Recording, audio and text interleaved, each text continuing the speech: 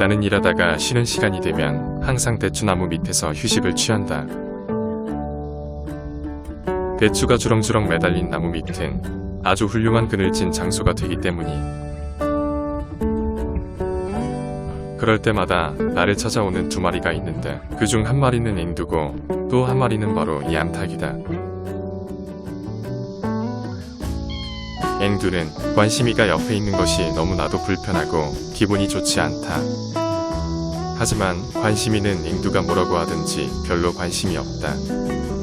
내가 암탉의 이름을 관심이로 지은 것은 나에게 관심 받기 위해 너무 질척대기 때문이다. 앵두는 두 눈에서 레이저빔이 나올 만큼 관심이를 째려본다. 더 이상 참지 못한 앵두는 다시 한 번 더 꺼지라고 욕을 한다. 하지만 고집이 센 관심이도 앵두를 대놓고 무시한다.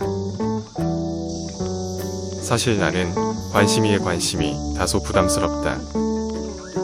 다른 암탉들과 달리 나에게 관심이 많은 것 같은데 정작 만지는 것은 허락하지 않는다. 그녀는 자기가 나를 만지는 건 되지만 내가 자기를 만지는 건 안 된다는 이기적인 마음을 가진 암탉이다. 앵두는 빨리 가지 않는 관심이가 너무 신경 쓰인다. 멀리서 거위들이 오고 있다. 가족 중심의 거위들은 항상 무리를 지어서 돌아다닌다. 얼마 전 타이라는 암탉에게 심한 굴욕감을 느꼈지만 거위들은 여전히 귀족 계급으로 이곳을 지배하고 있다. 모래알처럼 흩어지는 개인주의적인 닭들은 모든 것을 함께하는 깡패 집단 거위들을 이길 수 없기 때문이다. 최근 청년 거위들을 납치해 유니스트로 보내다 모든 과정을 지켜본 어른 거위들은 나를 더욱더 경계하기 시작했다. 예전에는 그냥 단순 범죄자 취급을 했다면 그 일이 있고 난 후부터 나를 흉악범 취급을 하고 있다. 앵두가 그렇게 꺼지라고 얘기할 때는 꿈쩍도 하지 않던 관심이는 거위들의 등장에 재빨리 사라진다. 토리와 핑크는 앵두를 굉장히 싫어한다. 토리는 원래 싫어했고 핑크는 올 초부터 싫어하기 시작했다. 다른 거위들보다 특별히 나의 사랑을 받았던 것 때문일까? 토리와 핑크는 유독 내 옆에 앵두가 있는 꼴을 못 본다.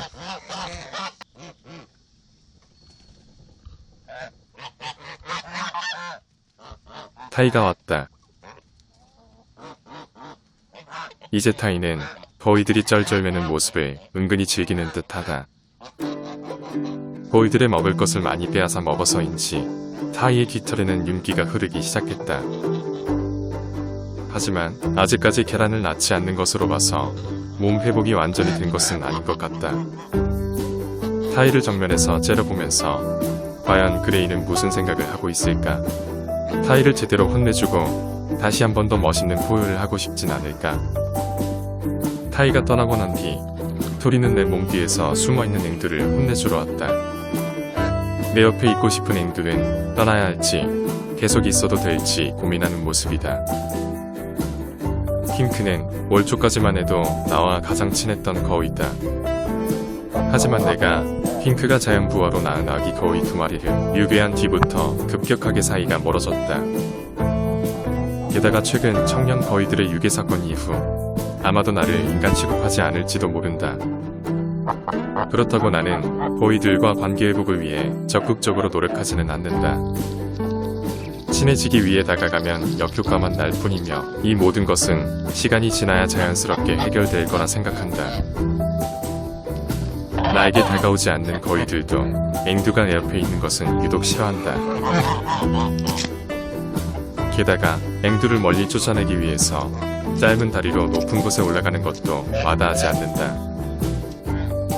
앵두가 떠나고 난 뒤 오랜만에 핑크를 안아주었다. 내 예상과는 달리 핑크는 얌전하게 내 무릎 위에 앉아있다. 일반적으로 사람들은 동물들이 감정이 없고 본능으로만 행동한다고 알고 있다. 하지만 내가 요즘 동물들을 키우면서 느낀 점은 각각 동물들에게도 감정이 있고 자기가 좋아하는 인간에게는 애정 표현을 한다는 것이다. 내가 전문적인 동물학자가 아니어서 장담할 수는 없지만 때론 동물들은 질투도 하는 것 같다. 핑크의 이러한 행동 또한 집사에게 사랑받고 싶은 질투로 인한 거라고 생각한다. 핑크가 떠나자마자 앵두가 다시 왔다.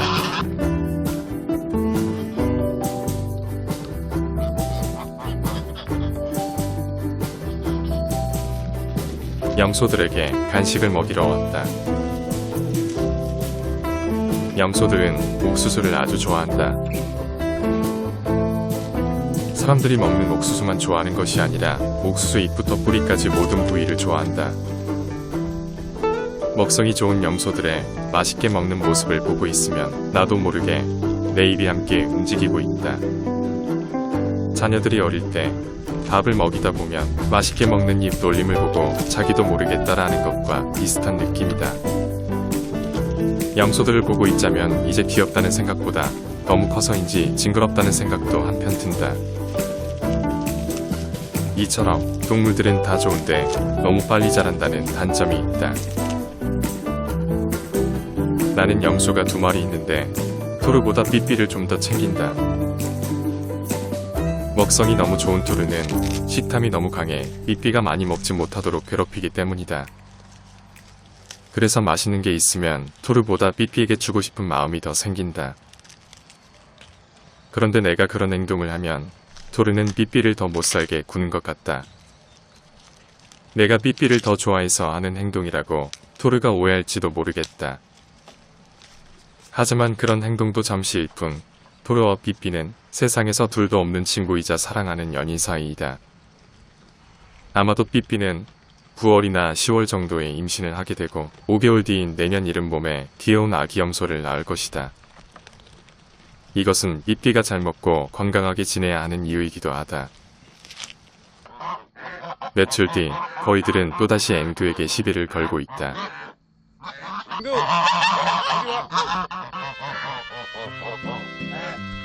앵두가 내 옆으로 오자 토리는 기분이 나빠지기 시작한다.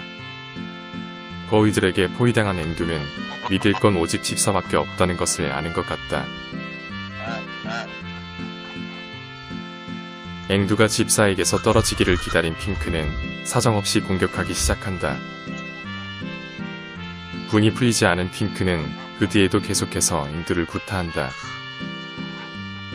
그동안 계속 참기만 했던 앵두가 처음으로 핑크를 공격한다.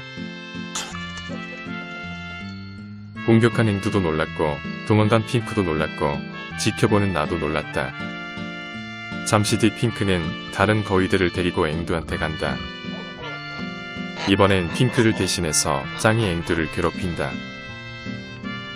너무 스트레스를 받은 앵두는 나무에 스크래치를 하기 시작한다. 짱의 행동에 그레이는 굉장히 기뻐한다.